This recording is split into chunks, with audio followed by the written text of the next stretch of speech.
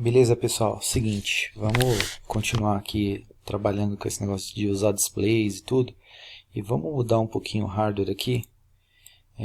Fazer um outro desafio, que é o seguinte. Até agora a gente tem sempre trabalhado com uma entrada de sinal só, né?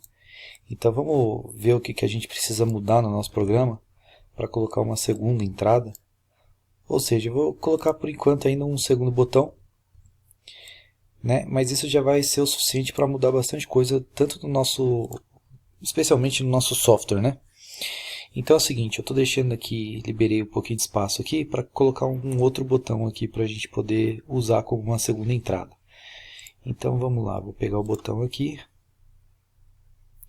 vou ligar aqui no RA1 mesmo, abrir o espaço, colocar um resistor aqui.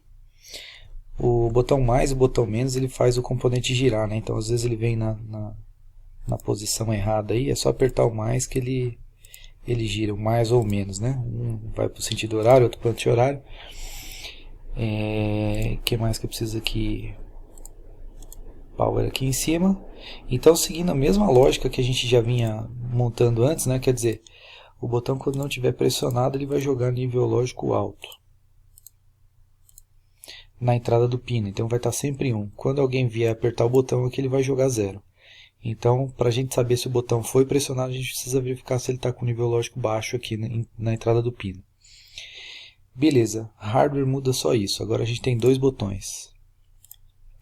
Na questão de software, e aí vem já uma primeira mudança aqui para ver se eu ajudo vocês, né?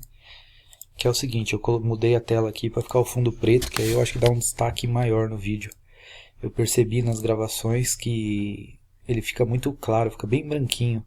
Na minha tela aqui, quando eu estou gravando, não é tão branco, mas o programa que eu uso para gravar faz o negócio ficar bem mais branco. Então eu vou deixar fundo preto. Depois vocês me dão um feedback se prefere fundo preto ou se volta para branco. Aí eu altero aí nos próximos vídeos.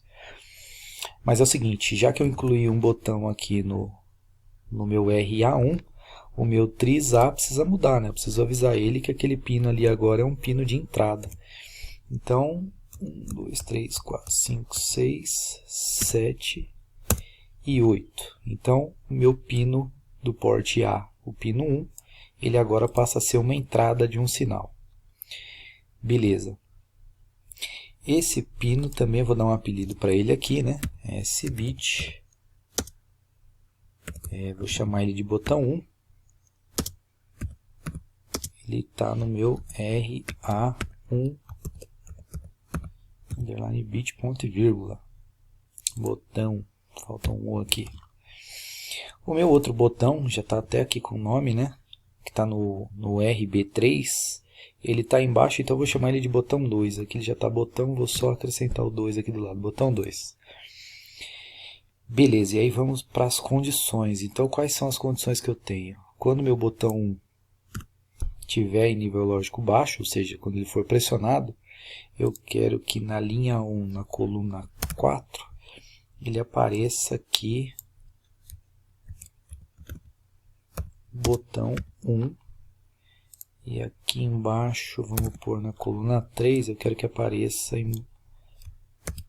que ele foi pressionado. Então, até esse momento, a gente sempre trabalhava com o else. Agora, ao invés do else, eu vou verificar a segunda condição, que é outro if, então, né? Se o meu botão 2 for igual a 0, ou seja, se ele foi pressionado, eu quero que apareça na minha linha 1, na coluna 4, que foi o meu botão 2. Então, vamos escrever aqui, né? Botão 2, e aqui embaixo, na linha 2, coluna 3, que o meu botão 2 também foi pressionado.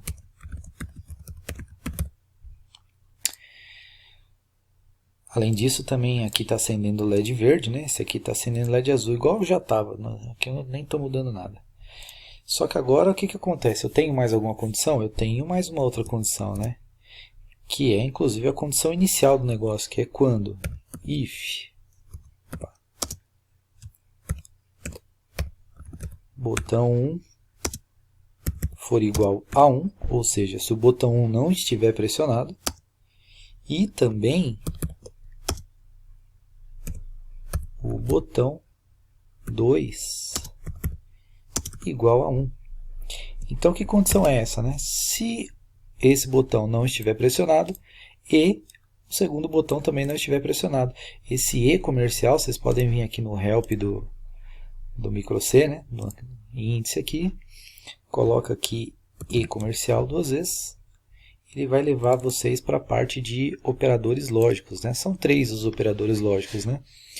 É o E, é o OU e é o NOT, né? Condição não verdadeira, invertida, inverter o bit lógico.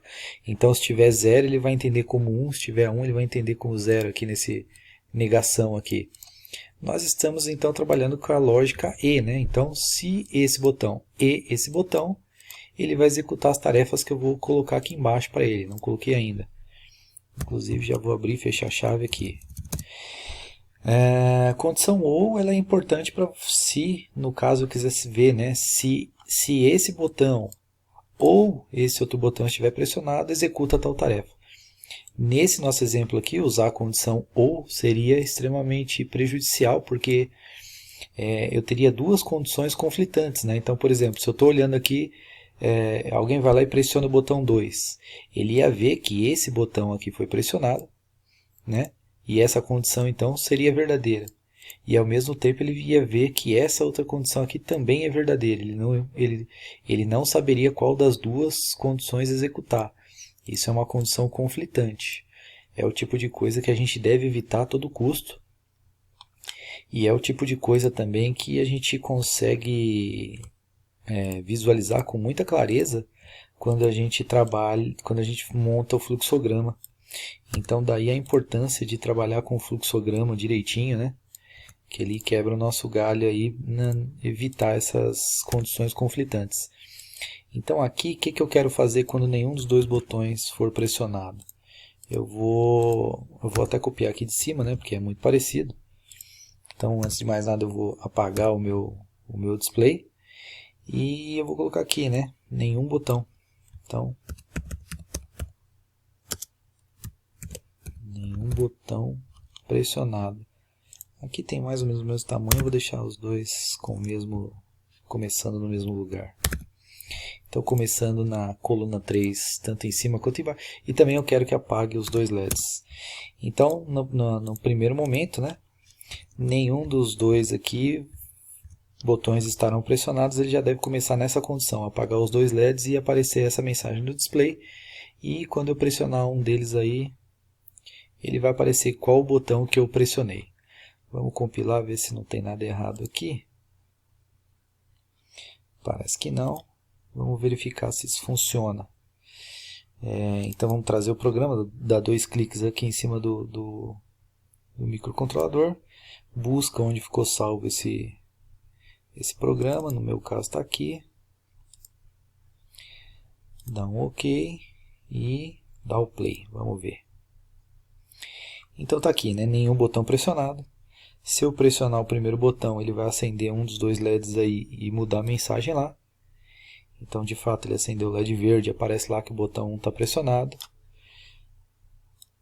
E aqui, botão 2 pressionado e acende o LED azul.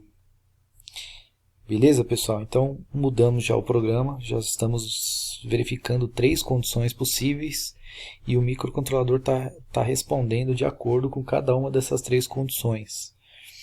Já é um passo importante lá para o trabalho também que vocês precisam entregar, né? No trabalho lá também existem algumas condições que o microcontrolador deve verificar o tempo todo. Então já é uma condição de vários ifs aí, todos trabalhando em conjunto, né? Acredito que agora o vídeo vai ficar até mais fácil de visualizar, mas ainda assim eu vou mandar também para vocês o bloco de notas com esse programa, né, com esse software aqui, para vocês acompanharem e conseguir ampliar no celular, caso esteja difícil de visualizar. É um programa já um pouquinho mais elaborado e nós vamos melhorando, incrementando aí cada vez mais essa nossa programação, esse nosso software. Esse último aqui ele não ficou muito bem identado. Então é importante manter a indentação corretinha, porque a gente tem a oportunidade de minimizar. Fica bem mais fácil trabalhar aqui. Você só de pôr o mouse ele já aparece o que tem dentro de cada alinhamento, cada if desse. Então, à medida que o programa vai começando a ficar muito grande, você conseguir alinhar isso aqui, deixar só a condição, né, o que é o seu if. Você não precisa ver exatamente o que tem dentro do if, mas o que é o if. Isso vai ajudar bastante. Então, esse negócio de dar o tab correto e alinhar legal, fazer a indentação do programa, vai quebrar muito nosso galho mais à frente, aí, quando o programa for ficando mais complexo. Beleza, pessoal? Manda aí depois falando o que vocês acharam de deixar a tela preta. O fundo, né? O fundo preto. Dúvidas, o de sempre. Entre em contato, manda e-mail, manda no WhatsApp aí. Assim que possível eu vou tentar responder. Vou tentar criar videozinho assim mais de no máximo 15 minutos, estourando 15 minutos. E então a gente vai vendo assim bem detalhadamente. Eu vou mandando vários programas assim e vai mudar alguns poucos detalhes, mas detalhes importantes aí de um para o outro. Beleza? Até o próximo vídeo aí.